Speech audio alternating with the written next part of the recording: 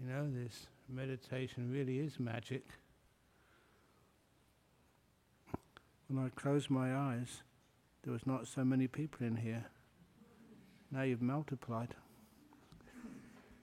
There's more of you here now. Lovely to see.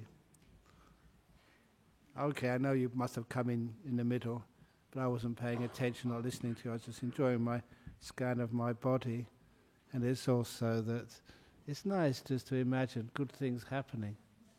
Even imagining good things happening, and they actually do happen. And one thing which is in the front of my mind today, I was talking with the Bhikkhuni Ayachanda, and she told me of quite a few things. For one thing, she mentioned that she met this person she said she was really famous, and her name was like Holly Toms. If she is listening or her parents are listening, please get in contact with me again, because I just remember just with so much fun, just when she was very small. Does anyone know Holly Toms? She's supposed to be a young musician, getting quite famous over in Sydney. I don't really mind, but I remember just when her mum, I used to go and visit them over in Sydney, and her mum, she got a call from this big company over in London. And, she had a small, clothing business, and this was the type of call she was really waiting for. If it really came good, it would make her business. And so, but she had this young kid, Holly her name, was about 4 or 5 years of age. And so she talked with her husband. Her husband sort of said, "No, look, I'll look after Holly for you. You just go off and see if you can get this deal done in UK. It would make your business." And so her mum, Julie, I hope she's listening, Julie just dropped everything and just went off to London, the first possible flight. And as soon as she arrived in UK, she just went to a cheap hotel or some hotel, showered, and then went to the office for this meeting.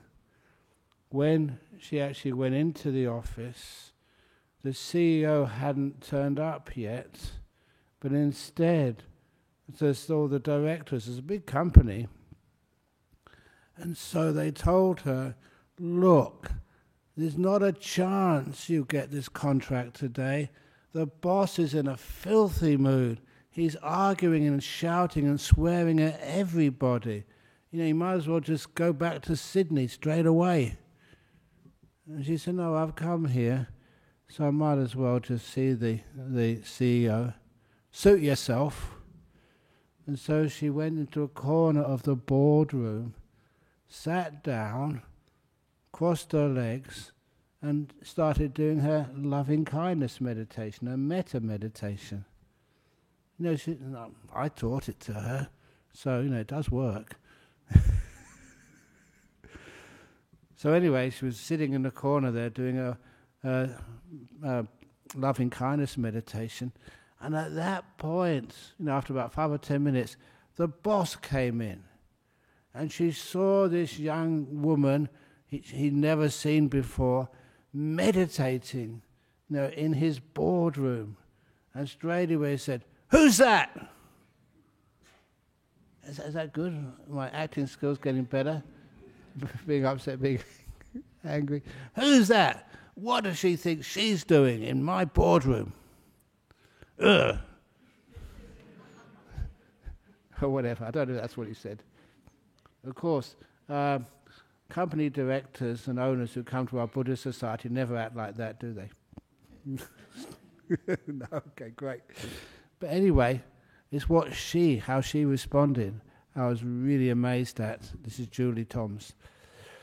So Julie, she just having a good meditation. So she opened her eyes and she saw this CEO just glaring at her, really upset and angry. So she stood up, no fear, walked towards him and looked him in the eyes and she said it came out of, I remember her telling me this, It just came out automatically from her mouth, not planned. She said, "You have such beautiful blue eyes, like my baby Holly back in Sydney."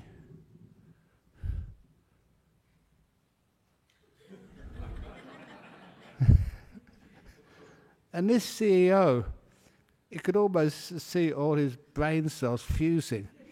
It's not what he expected. And my goodness, how well that worked. His face changed from some monster to this really kind person. And he replied, "Really? Is that so?" So yeah. And they had that contract signed within the next 5 minutes. And now you've just come all the way from Sydney to London, and just had a shower, that's all, and in the boardroom, and it happens like that. And she just said, "Right, this is what I come here for, thank you." And so she wanted to go back to her hotel to have a rest and get the next plane back to Sydney to see her little baby, Holly. And that's when she wasn't allowed to leave. The boss left, but she said all the directors of this company circled around her and said, "How on earth did you do that? We want you to tell us how that worked." Because it was really impressive. There's a boss who was just really upset, just almost like psychopathic, but she was so kind to him. He melted, and she got her contract signed. There's many things which I get done with our Buddhist Society of Western Australia. Now you know how I operate.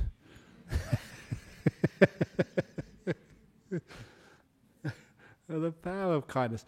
And anyway, because I remember that story, I don't know how famous Holly is. I know the name I gave her, because she used to go down to their house so often and give blessings and stuff, was Surya. Surya, like sunshine. Because that's what she looked like. It's a Buddhist name. So it'd be nice if you can get in contact. So, make that connection again. The only thing which happened, which broke off that contact, I used to go to Sydney maybe 3 or 4 times a year. But then, the thing which messed it up for many of the people in Sydney was when I did the ordination for bhikkhunis. And that became a political problem. And so the people who used to invite me said, maybe it's best if we don't for a while. I don't know why, but they should have carried on inviting me over there. But nevertheless, it's something which was needed to be done. It's not just getting contracts or teaching people how to make contracts. It's also there comes a time in everybody's life where you have to make a moral decision. It may hurt you, but you say, no, this is what needs to be done. I still remember that occasion when I told several people at the time, yes, may get into trouble for making sure the women, especially the ones over here in Western Australia, we had 4 of them. They're really good sort of nuns, but they hadn't taken the full ordination yet. I wonder they came and asked me for it. Ajahn Brahm, why don't we have the full ordination for women? There's 4 candidates here who would really like it. And they were really good women. You know who they were? There was Ajahn Wayama. Remember her? Really just amazing. I remember seeing her at Dharmasara Monastery in this tin shed, and incredibly hot. And there was... Is that okay? Yeah, okay. You're not asking me to leave. Have I finished my time? Nah, you wouldn't do that. Anyway, I wouldn't leave anyway.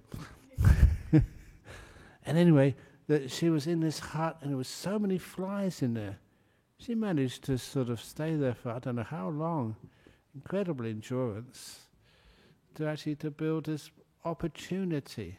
I'm not going to say to build a monastery, to build an opportunity so that women can have a monastery where they can actually take full ordination as nuns. It's inspiring. And then second nun was Ayya Nirodha. She's still managing. She's close to death, but she's still going. And the next one was Ayaseri,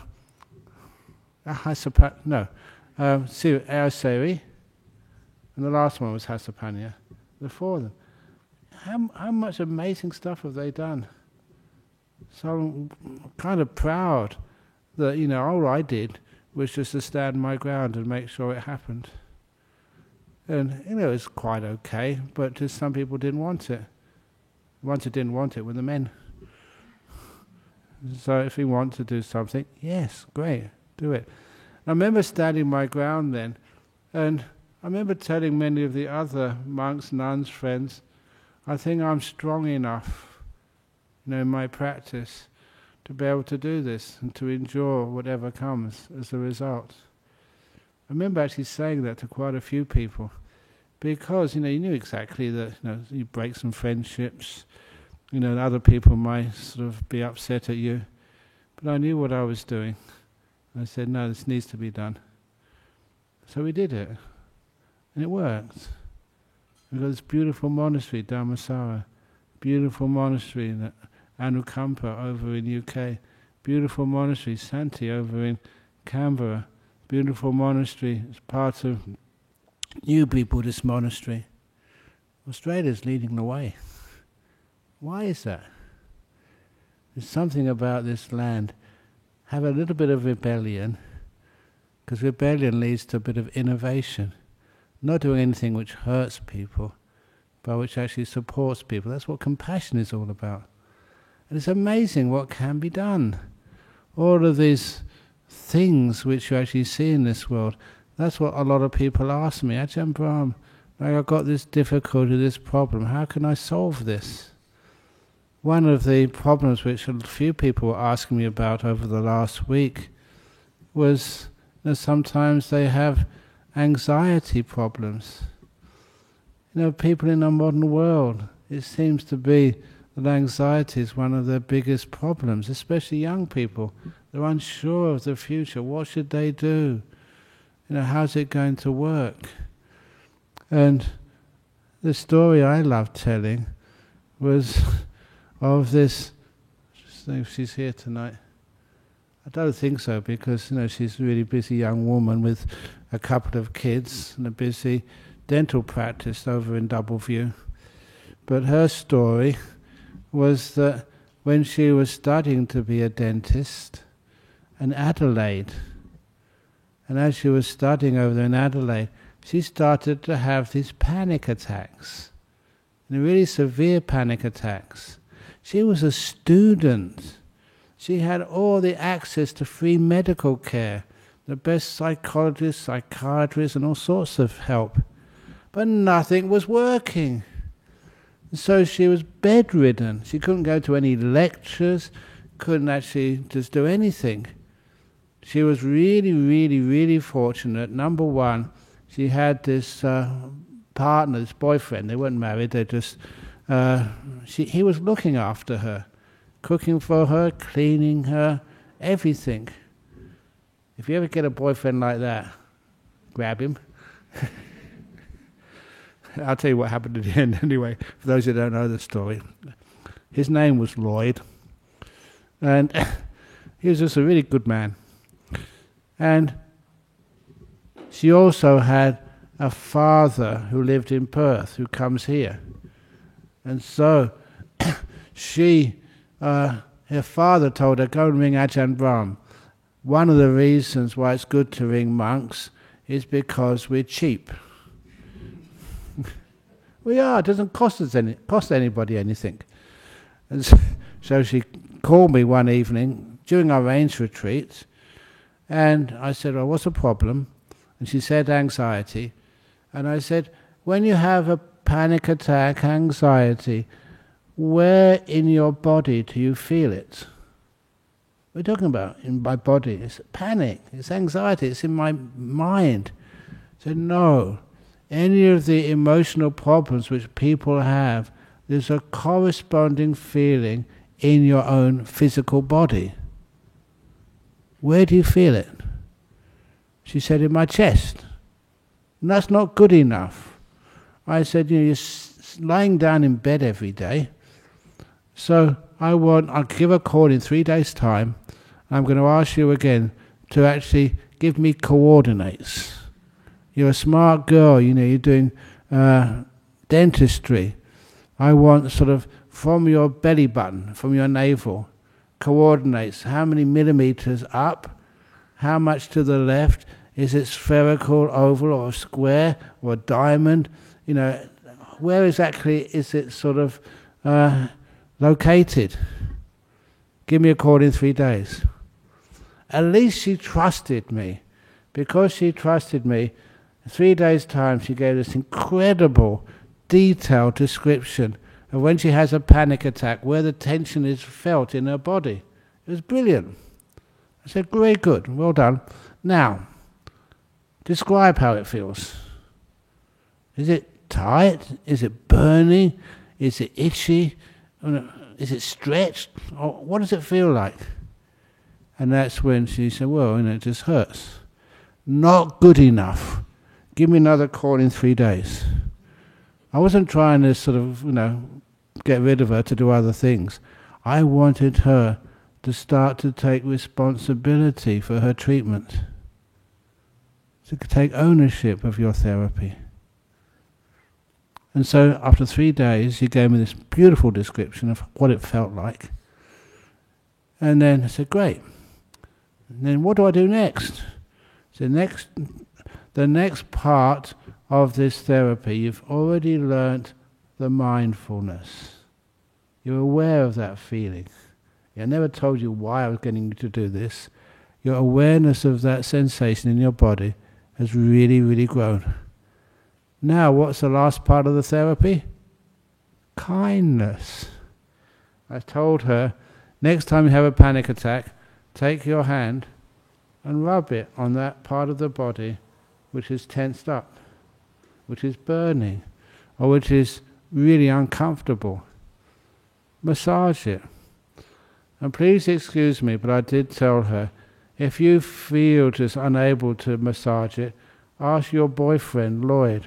I'm sure he'll be very happy to do that for you. That's why you have boyfriends. That's what they're supposed to do.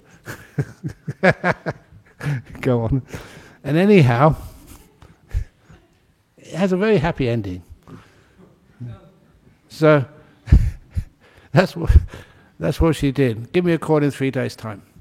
And then after the 3 days, she called again, and she said, well, what happened? He said, well, when I massaged it, it went away. I mean, what went away? The physical feeling. And then, of course, you asked her the important sort of what became known as the light bulb moment. So what happened to the panic, the anxiety? I always remember this. I'll never forget it. She paused. So the anxiety went too. Well done. Now you know how to heal your anxiety. And it worked a treat.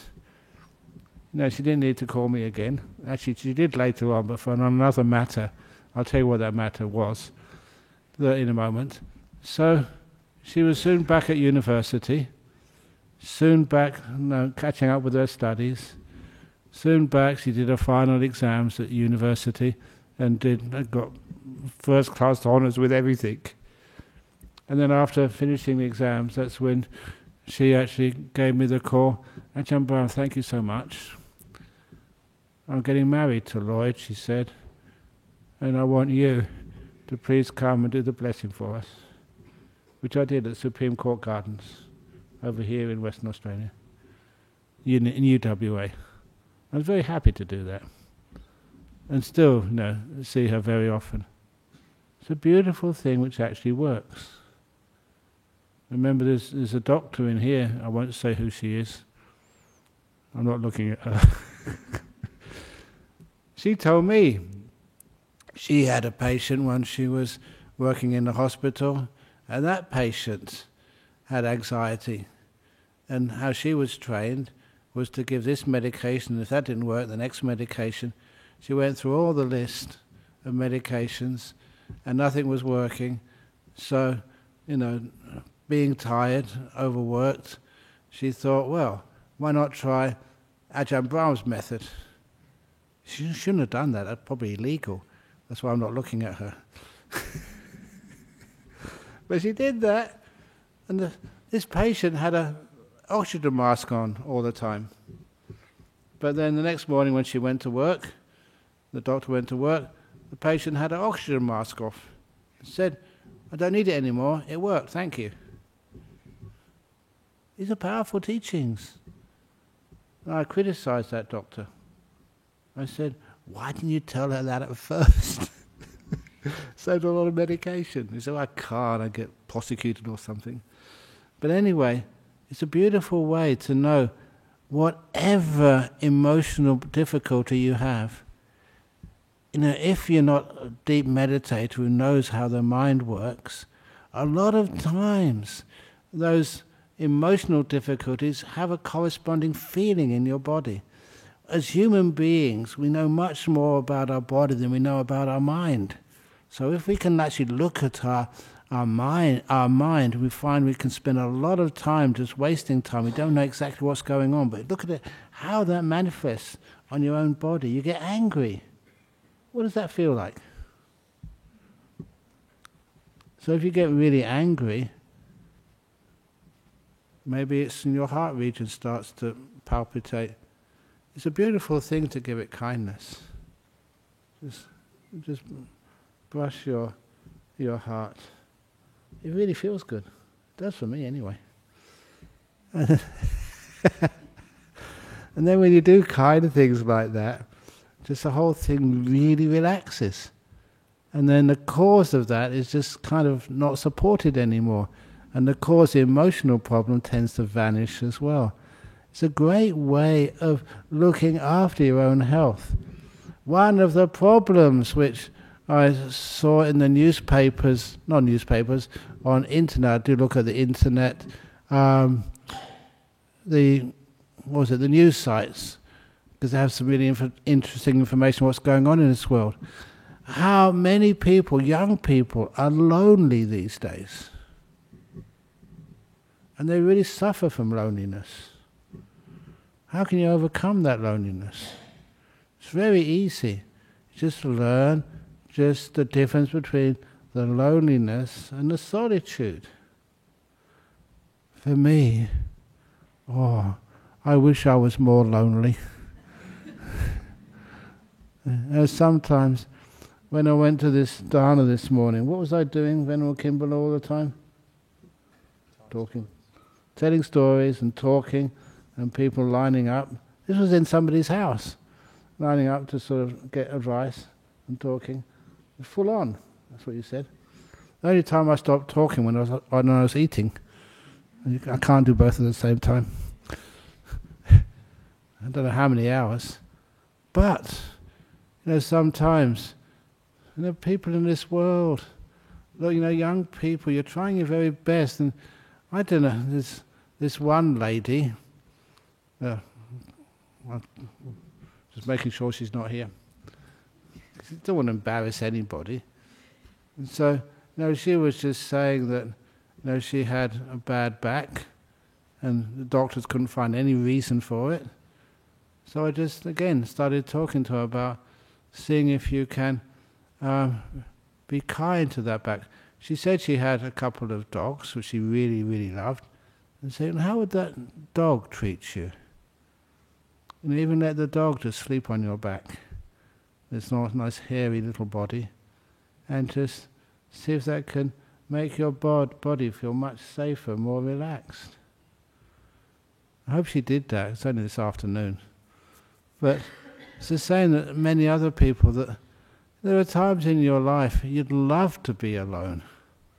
There are times in my life, that sometimes I get kind of worn out. But when you see just, what you can do for other people in their company, what you can do for yourself when you're alone, I love that solitude, because I get so much more sensitive to my body, my own body, and to the world around me, when I'm alone, in solitude. And I always recall that 6 months of solitude which I did. a real solitude. And honestly, 100% never spoke to another human being for 6 months. Never saw another human being for 6 months. And the result of that was actually you get much closer to the nature around you, to the little ants which would walk on your path. They had their lives too. You always made sure that you never squashed any of them. And I also recall, I told a story this afternoon, I also recall the pair of eagles. There were some eagles nesting close by in our monastery, Bodhinyana, and they would fly through the air every same time in the afternoon with their young.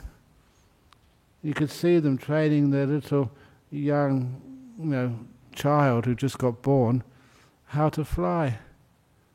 And of course, imagine you can see a pair of eagles. They weren't afraid, and you could see I don't know if it was a girl or boy, obviously, but just with their little young, the two there with their young in between, just flying through the air in the afternoon.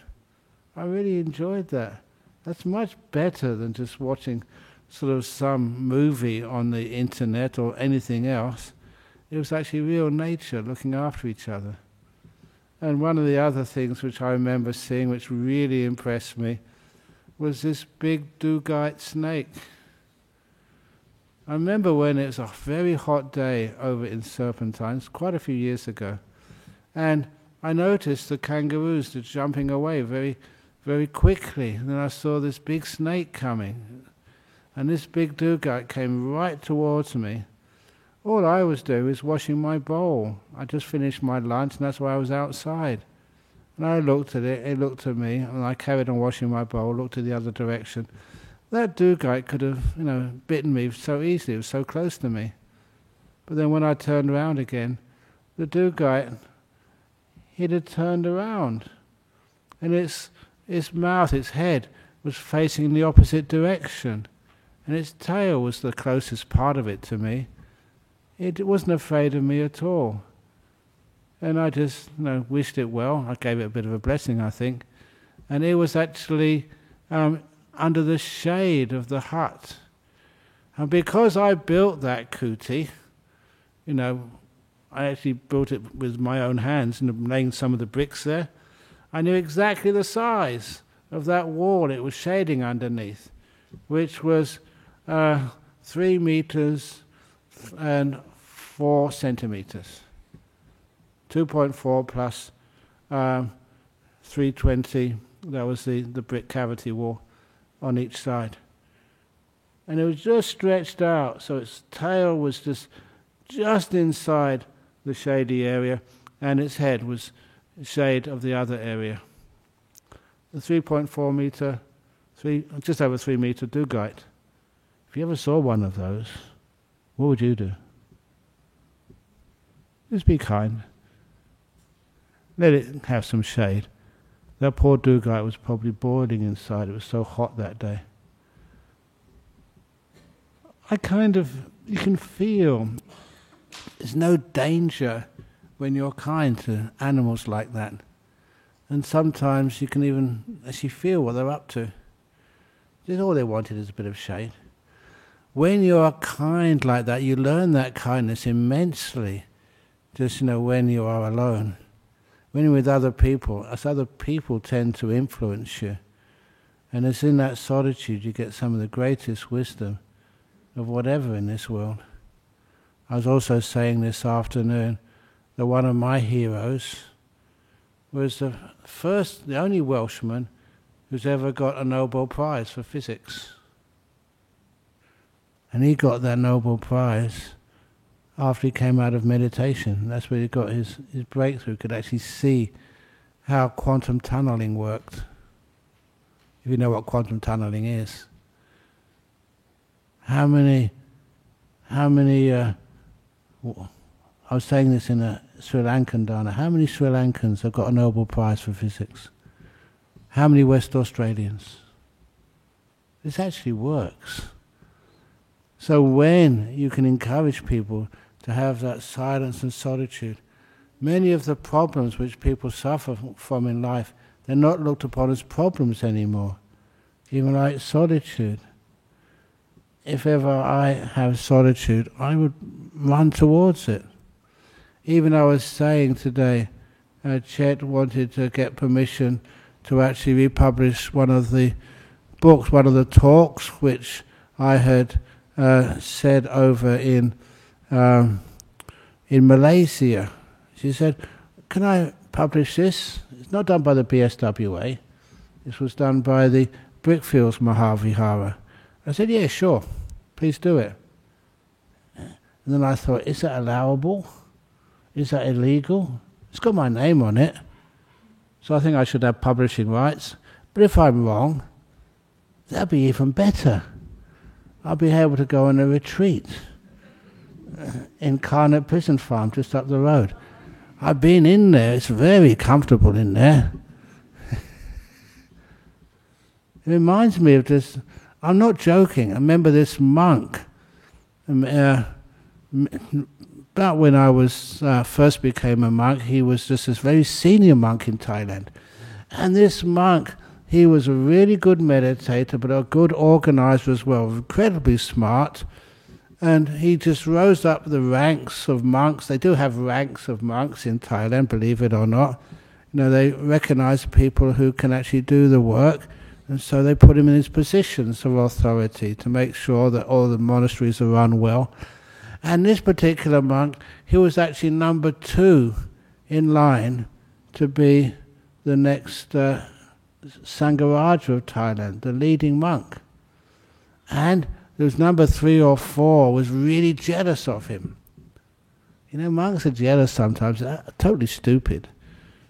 I don't know why. You know, I went for an identity check sometime, and people might want to impersonate you.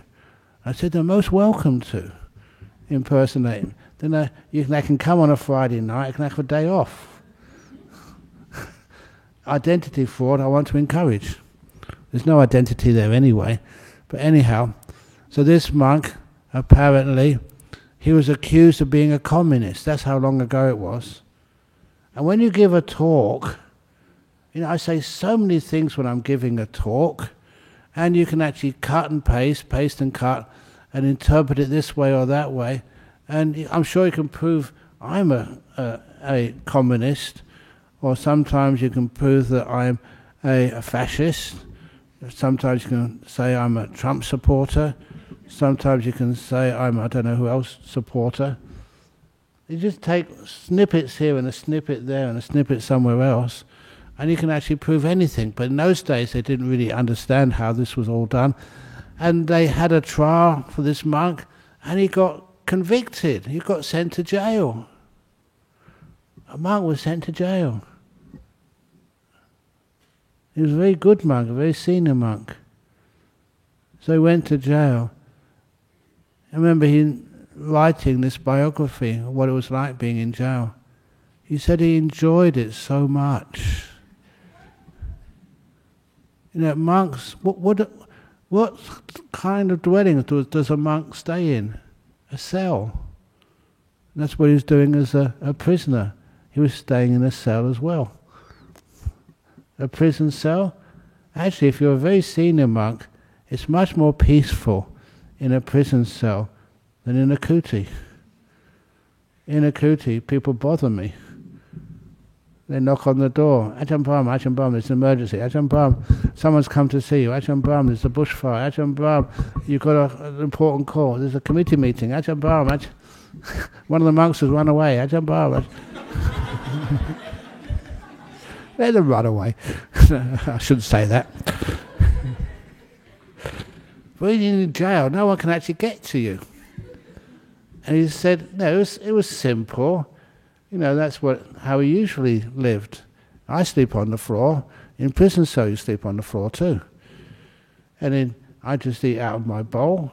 In prison, actually, they have apparently, according to the prisoners, you have this tray with separate compartments. I told the lady who gave me lunch today, I hope she's listening, because she said that her kids really loved spaghetti bolognese. And I told her the story. I remember when I had spaghetti bolognese many years ago in the bowl, and I got amazing, to make it even more interesting, I got strawberry ice cream on top. I did. Actually, I put the strawberry ice cream to the side of my bowl, but when the person took it up the stairs, supposed to be carrying it for me, it must have sort of jiggled or something.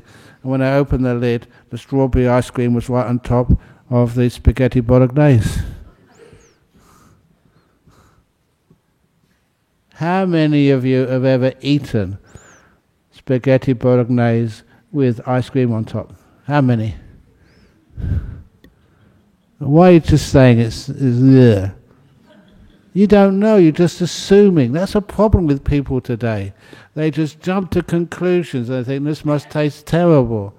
You were all right, it was terrible, but how do you know? I know, because I tasted some of it. So I was just telling her that, so that's what she made today for me. But all of these things, all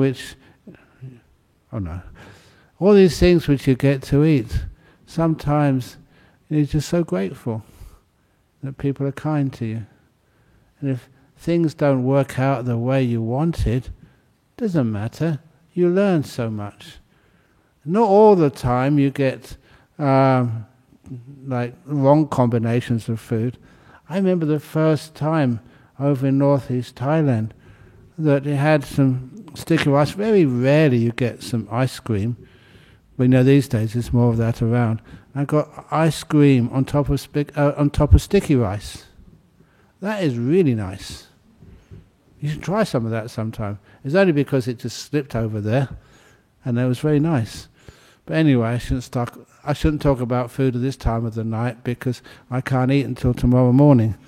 So it's the wrong time to think about. But anyway, in jail, that will never happen to you. You have separate compartments. And over there you have much greater choice of what you want to eat. Sometimes I look at the tables, over in Bodhinyana, what's for lunch today, and it's usually the same thing. Over in prison you get far greater menu. So, if I went to jail, I'd really put on weight. That's maybe a good point, I shouldn't go there. But it's peaceful. So this monk, he wrote about it afterwards. Eventually they found he was totally innocent. He'd been set up, and so he was released. And all the people who put him in jail, or the institutions in Thailand put him in jail, and they all apologized. Sorry, it's such a terrible thing we do. We put a really good monk into jail. We shouldn't have done that. He said, no, thank you for what you did. If you hadn't put me in jail, I'd have probably been burnt out and had stress and heart attacks and all sorts of things. Because I went in jail, it was one of the most peaceful retreats, 2-year retreats of my life. How on earth can I get a 2-year retreat these days? It's actually impossible. Thank you. And so I kind of really was inspired by an attitude like that. Doesn't matter what happens, make the best of it. And for him it was just a wonderful time. When I was in solitude, it was a wonderful time. When I got kicked out of Wat Pah Pong, a wonderful time. Ask Ajahn Brahmali.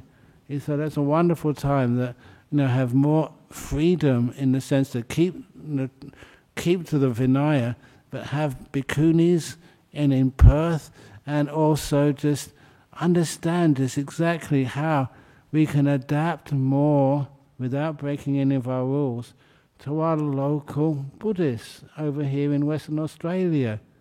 This is not just Western culture. Look at you, from all over the place.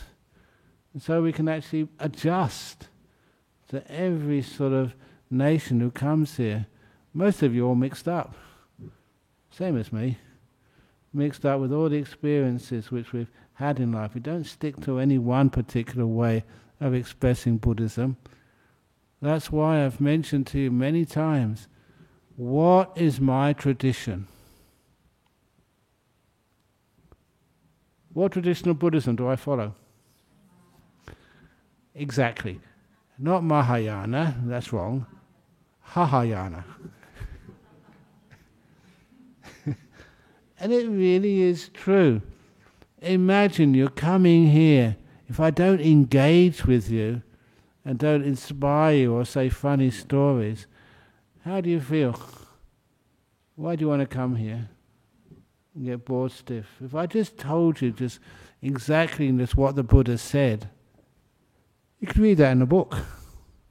But you want to make it alive and bring these teachings to what's really meaningful for you. Like, how to overcome anxiety. Just, how to avoid cancers. How to just deal with somebody who lets you down in life, a partner. Can you actually deal with that? It's not your fault. Why should you suffer for what somebody else did? I often think like that. I never did anything. According to Buddhism, it's not my karma. I just try and be a good monk as best I possibly can, and serve as much as I can, and give as much as I can. And so, if somebody else does the wrong thing, you always forgive them. One of the other things which I love learning is when you make a mistake. What do you do when you make a mistake? You hide it? Refuse to admit it? I say, every time I make a mistake, it makes people laugh so much. I remember this, I hope I haven't said it, story recently. I give so many talks, I forget where I talked about this, about that Nasruddin. He was a Muslim. That's a Sufi. That's why it's really important for me to actually have this broad appreciation of all the different traditions of our world. And after I think I told this down in Jhana Grove, after he had finished a retreat for his disciples, this was in Iran many centuries ago, after he finished a retreat for his disciples, that he decided to give them a kind of like a prize afternoon, a treat. He took them to the fair, which was in the local town. And at that fair, they had many, many things for their students to look at. And one of them was an archery competition. You get 3 arrows, for, I don't know, a few, whatever the currency was there at the time. And if you hit the bullseye, then you get a prize. I don't know what the prize was, but because I was telling this story in Jhana Grove, I said a teddy bear, because we have lots of teddy bears over there. And I said that, so this teacher brought 3 arrows, and the student said, have you ever done archery before? He said, no, of course not. He was like a holy man. So he took the first arrow, put it in his bow, drew back the bow, and shot it. It only went half the distance. And people were laughing at him. And he said, and they turned around to his students and said, that was the shot of a hasty man. He put his second bow in the arrow, and his students said, don't, stop now. You're making a fool not just of yourself, but of us too. You know nothing about archery. So he put that arrow in the bow, and he pulled it back much more slowly. And this time it went a long distance and missed the target by about a $2 bus ride. I remember my uncle telling me that once over in the middle of England. He took me to a football match, and he said, that was a close shot. No, I missed it by a 10-penny bus ride, he said. And that was a long distance away. And then people were really mocking him. You stick to your own area of expertise. Okay, you're a holy man, just stick to holy business. But of course, that's right. The Nasruddin said, that was the shot of an arrogant man. He had one more shot left. and he pulled his back slowly, and he shot it, and hit the bullseye. Of course. And as he was claiming his teddy bear, they couldn't help but ask if the first shot was a hasty man, the second shot was of an arrogant man, who shot that third arrow? And nonchalantly he said, "Oh, that was me."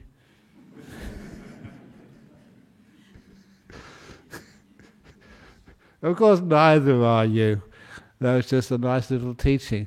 When you do it right, then you always say, "That was the real me." When you make a mistake, "Oh, that wasn't me. I was just at COVID, or I wasn't feeling in the right mood, or you never really understood me." Of course, they're all you. Why don't people like to admit they made mistakes? I love it when people make mistakes. That's what makes it most funny, when they say a stupid thing. I was just trying to think of some of the most stupid things I've heard of in the last week. That's the trouble is, I can't say my own stupid things because I'm in denial. No, there's lots of stupid things you do. And whenever you do a stupid thing, please know it's okay to make a mistake. That's why this one, which I remember from a long time ago, Buddhist story, this was, remember Bhante Gunaratana? He did come here a couple of times to give talks a long time ago, but he got really old. So anyway, he was teaching some of his disciples over in Washington, that's, West Virginia, sorry. And he was teaching them about the importance, if at all possible, to really get some understanding of the nature of the human body, if you can, to go to an autopsy. And actually you can actually find out what a human body actually is. As a monk, I could go to many autopsies over in Thailand, because, you're a monk, respected, you can just walk in.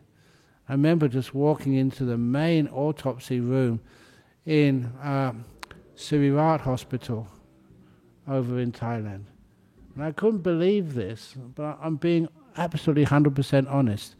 They had a big lecture theatre, just like all the benches for the students going up, up, up, up, and the big bench in the front there where the autopsies were performed. And I saw on one of the windowsills, they looked like a flower pot, on the windowsill, which you'd expect, but it didn't really look like a flower pot. Because I was a monk, I could go and investigate for myself, and it was a human head, cut off here, put on a plate on the windowsill. Honest, not exaggerated, not a joke, it was real. But anyway, for many people, I don't know why they put it up there, never asked. Anyway, I remember just the story that Venerable Gunaratana's students, they thought, can't we go and actually see an autopsy? And this is actually why many people can't. And so they went outside the room, they weren't allowed inside. They were hanging out outside for quite a while, always asking, can we go in? We'll be quiet, we won't say anything. Until most of Venerable Gunaratana's students left. There's one left, the really determined one. And he wrote about his experience in the newsletter, that's where I read it. And as one of the people in the autopsy room, one of the workers there, or cleaners or whatever, was coming out, he thought, I might as well tell him why he's hanging out outside. He said, I really just want to see an autopsy. I won't make any noise or any difficulty, I just want to look.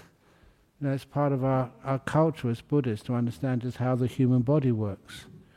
And so, this guy said, no, you're not allowed in. I'll lose my job if I let you in. And anyway, please don't talk to me. I'm having a lot of problems with my marriage, said this worker inside the coroner's department. I said, with your marriage? He said, yeah, we're going through a divorce and I've got to fill out all these forms and it's really difficult and expensive. And the student of Venerable Gunaratana, he told this kind of cleaner, he said, actually, I'm a lawyer. I'll do a deal with you. if you let me inside the autopsy room, I'll fill out all your divorce forms for free. And that was a deal which the worker couldn't refuse. And so they went to a little cafe and he filled out all the forms for him.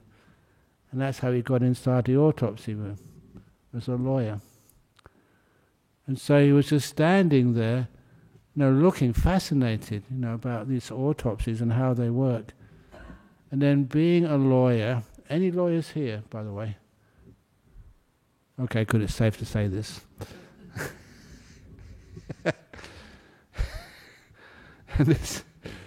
This lawyer, he was listening, he was really getting involved. They were trying to find out the cause of death of this guy. And then one of the doctors, one of the head, not coroner, the autopsy guy, anyway, she said something in Latin. So that's the cause of death. And they said something in Latin, and this lawyer couldn't help himself but speaking, "Oh yeah, that's a cancer." And it wasn't a cancer at all, that's not what this Latin meant. And all in the room stopped what they were doing and looked at him and says, "Who are you?" Any doctor knew that word never meant cancer. Every doctor knew that word meant medical malpractice. And he said, "I'm a lawyer." Ah! They're the last person they want in the room when somebody's died of medical malpractice and a lawyer hears. That's millions of dollars down the drain. So that's one of the reasons why you can't, especially lawyers, cannot go into autopsy rooms. But anyway, if there is a mistake, of course mistakes happen. When people want to sue you for a mistake or get upset and angry at a mistake, what does that do? That hides the truth. Instead, whenever there's a mistake, kind of laugh.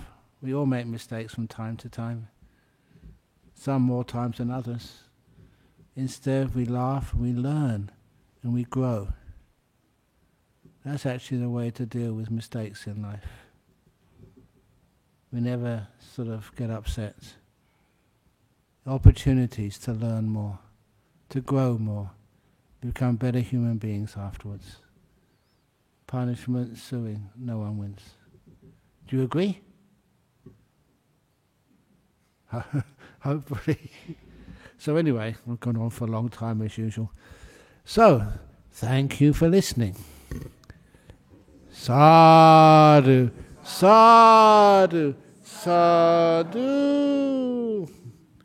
Okay, now we have the opportunities for questions or complaints. No complaints? I've got a complaint. Yeah? It's a question, yeah. Good evening. Enjoyed the talk. Thank you so much. Always enlightening. My name is Richard. I saw the Royal Military Tattoo on the television. Yeah. And I've written a book, and I know. I love learning about words, and the word that didn't seem to fit into that was the word tattoo. Oh, yeah? And so I looked it up, and of course we know it as body art. And it's actually a Dutch word that's broken up into 4 little compartments. Yeah. And it goes back to the 17th century, and what it means is turn off the taps. Turn off the taps. Yes, and it was the oddest thing I'd ever read. Yeah. So what it was, it's a bit like the last post for a military regiment, and in a village, they I'm assuming play some piece of music, and this all the pubs have to shut, Okay. and the soldiers don't get too drunk, and so that is leading me now to ask you, where does the word monk come from, and what does it mean? Where does the word monk come from? I think it was the original word we used was like bhikkhu and bhikkhuni. That means somebody who actually gets like alms food, small little bits in the bowl from many villages. But when we came to Australia, if I used that word bhikkhu and bhikkhuni for monks and nuns, you never really got it. So we used the usual word monks and nuns for those two terms. And we kind of try to adapt the words so they're not offensive. So, when we have the senior monk, we decided to call them abbots, because people have some idea what that means. But when we had bhikkhuni monasteries, we refused to use the female word abbess, because it sounded far too much like abyss. Abyss.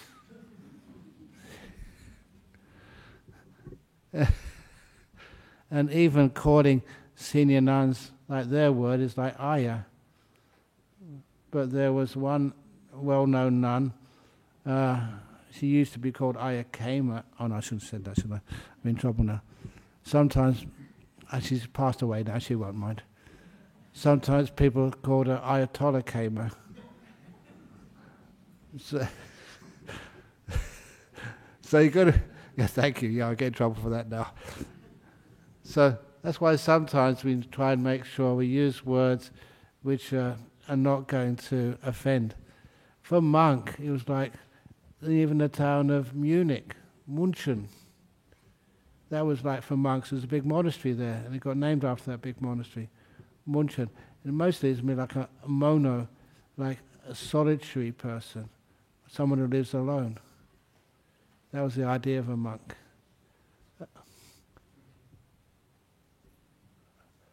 You accepting that? No argument. Okay, thank you. I'm doing the best I can. It might be wrong. Ajahn Brahm. Yeah. Thanks for the good talk. There are two parts to this question. Yeah. The first part is, you're talking about panic attacks, anxiety earlier. Yeah.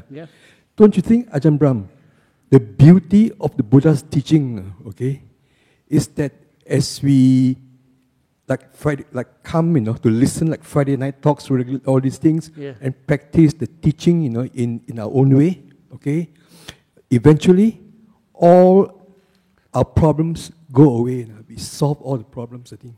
Yeah, that's when actually people leave very early because all their problems are solved. Okay, it's okay, fine. Yeah. Yeah. Yeah. Eventually, you come to listen to all these things, all your problem, panic attack, all these, it just goes off. But some people keep coming every week. No. Problems haven't gone yet. No, if you do it, it works. Oh, yeah. The other, second one is, if you want to solve the problem faster, faster, we go into, what you think, mindfulness, We watch our mind or feelings, mind over matter. Yeah. The mind is a forum of all things. If you feel bad, you think, it's from the mind feeling this thing, phenomena, all these things. You work on it, and it goes off quickly. That's the faster way. Yeah.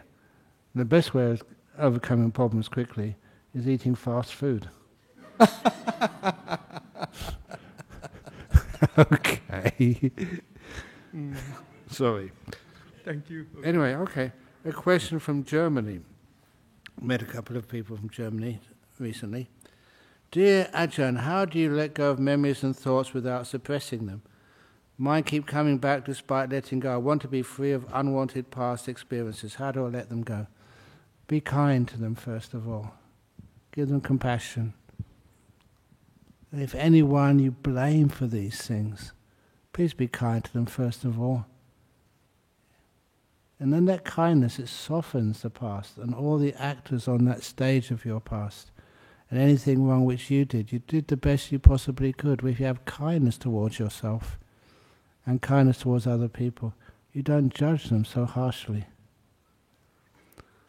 I mentioned this to someone recently, just as, I think it was in Janagwal, when they were going overseas. They said, can you give us some last words of advice? It was like the little poem of the opening the door of your heart book. Just grant yourself a moment of peace, and you will learn how foolishly you've scurried about. Learn to be kind, and your judgment of others will be found to be too severe. I kind of like that sentence. Learn to be kind, and your judgment of others, including yourself, is always far too harsh. And when you learn to be kind, first of all, that softens the past. It makes it much easier to let it go. And the same with the future as well. It softens the future. It softens any anxiety you have about your own abilities to actually to have a wonderful life in the future, and to let go of the pain of the past. So be kind to the past and the future first of all. Once you're kind to the past and the future, it's much easier to let these things go. Question from America. Dear Ajahn, I feel like I keep getting glimpses of unconditional compassion for all, but then I get sucked back into my worldly problems. Is this normal? Of course it's normal. We have our problems to deal with, and sometimes those problems have to be dealt with in a sort of a way at first. You don't really understand how effective and actually how soft it is. That's the story of the bad snake who became the holy snake. You know that story? I'm sure I told that many times. The bad snake sort of went off. He wondered what happens to snakes when they die. And so he went off to see this holy snake, and the holy snake converted him to being a good snake in the future, to keep the 5 precepts. So he went, I'm doing it quickly, he went to the place he usually lived, and of course people were still scared of that bad snake. And so they avoided him. But then one day somebody almost stepped on that snake, and the snake could have bitten them but never did. So they realized that snake was a good snake now, keeping 5 precepts, not hurting anybody. But then some kids were really naughty. They started throwing things at that snake and saying, you're a disgrace to your species, they said. You're not a real snake. You're just a wimp. You're just a slimy creep. And that was actually kind of true. Because snakes, they are kind of slimy and they creep. But that was really offensive to snakes. So that snake said, I want to bite these, but I can't. It's against my precepts. And so those kids eventually started throwing things at the snake and then coming up to him and hitting him on the back with sticks. And that poor snake was all wounded and bruised and cut. So that poor snake, not being able to defend himself, slithered up to the holy snake to get released from his 5 precepts. So when the holy snake saw him coming, what happened to you? You're bruised and bloody and just all bandages all over you. And the bad snake said, it's your fault. What do you mean it's my fault? It's your fault. You told me I couldn't bite anybody. Now look what happens to me. In the real world, you've got to defend yourself. Sometimes you have to bite. And that's when the good snake, the holy snake, said, you stupid snake. What do you mean a stupid snake? It's true I told you not to bite, but I never told you not to hiss. So sometimes it's okay to hiss, but don't bite. Deal? Okay, thank you. From Bolivia. Dear Ajahn, there is no free will, but there is free won't, as you said. Ajahn, about the last one you put Angulimala as example. What is free won't? Is free won't the Eightfold Path?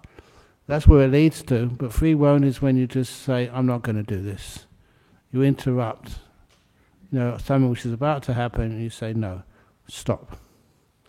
Okay, last question from Georgia. Dear Ajahn, I recently watched some of your old talks, and the tone was much more strict and less humorous. So many people left in those days. Can you elaborate how this soft attitude has developed over the years. If you do it strictly, there's some people that are almost like masochists. They like coming, and you tell, sit up straight. You can't sit like that. Sit up straight. Come on. You're the only one who did that. I know for a joke. You say that, you're just wasting your breath. And it's also it's not what people need, and it doesn't help them at all. The kindness. If you want to get that strictness, go and join the army. Or, are the army strict anymore? I'm not sure. But anyway, the softness there, the kindness is what people like the most. It's not just like the most, but it goes right into you. You know, you're kind. That's one of the most important parts of Buddhism even. I kind of thought, why am I doing this and being strict? I didn't find it actually worked. We've got many more monks and nuns now, many more people here, many more Buddhist societies in the world when we have that softness and kindness. And it's just what happens when you get more aware, get more sort of wisdom. What is wisdom? Even like what I was saying earlier about how do you let go of the past and the future, which was really, really hard on you. And you got so much, why did they do that to me? That was really unfair. How do you let that go? Just be kind, first of all. When you want sort of the best for the people who really hurt you. And after a while, when you saw all the teachings which the Buddha gave, the one which I thought was really setting the standards so incredibly high. If ever you're being like tortured, you know, some people have grabbed hold of you and are just like terrorists or whatever and torturing you, please remember like the simile of the saw. If you are having your arms or legs sawn off just with a two-handed saw, any of you who feel ill will towards your torturers are not disciples of mine, said the Buddha. Well, that's taking things really hard. But then a few times you've seen people actually doing that. One was one of these Tibetan monks who said when he was being kind of tortured, one of the things which he said afterwards, throughout the whole time, I would not allow myself to get angry at the people doing this to me. He said if I got angry, I would lose everything. The one thing which he still had left, the only thing he had left, was kindness. It's a tough ask. I don't know if I could do that, but this monk did it. And that sort of raised the standard for me. It doesn't matter what people are doing to me. You'd always give that kindness back. Please don't test me. But a few times, similar things have kind of happened. One of those stories, I was telling it. Can I tell a story? A last story, then I'll shut up, I promise. I keep telling too many stories. I was on Bunbury Beach many years ago. I just had a free afternoon, sitting down there, just meditating a couple of hours. It's a quiet place. And no one was around. And then, as I was meditating, whoosh, past my head, something whooshed past. And then something else whooshed past. And I opened my eyes and saw that somebody was throwing stones at me. And I realized that sooner or later, one would hit me. There were such bad shots that sooner or later one would hit. So what do you do when people are throwing stones at you? And they shouted out, "Get off our beach, Rajneeshi." That was the time of Bhagwan Sri Rajneesh. And he'd upset many people. And they thought, brown-robed, bald-headed person sitting on the beach, that I was a follower of Bhagwan Sri Rajneesh. So what did I do? Stood up. No way I'm going to run away. Instead, I stood up and started walking towards them. I was much thinner than I am today in those days. I got evidence for that, that's true. And as I walked towards them, they all ran away except one. And I wasn't shouting at them, I just walked quietly towards them. and one stayed, and the other ones were looking what's going on. And I said, look, I'm not a Rajneeshi. I'm a Buddhist monk. I just come to do some quiet meditation. And in any way, you shouldn't throw stones at people. And that's not a very good thing to do at all. It's going to hurt and harm you. You're going to get into trouble as well. And they said, well, what are you doing on our beach? And I explained to them what meditation was. And all the other kids, they came back. And then we had a lovely discussion about what Buddhism is and what meditation is. Because I wasn't afraid and I was soft, it drew all those young kids in. And so afterwards they were very happy with me. So I'm sorry, we won't do that again. Sadhu, sadhu, sadhu. That's how things work. Okay? Sadhu, sadhu, sadhu. Okay, so thank you all for listening. Bow to the Buddha. Oh yeah, supposed to, am I? I do make mistakes.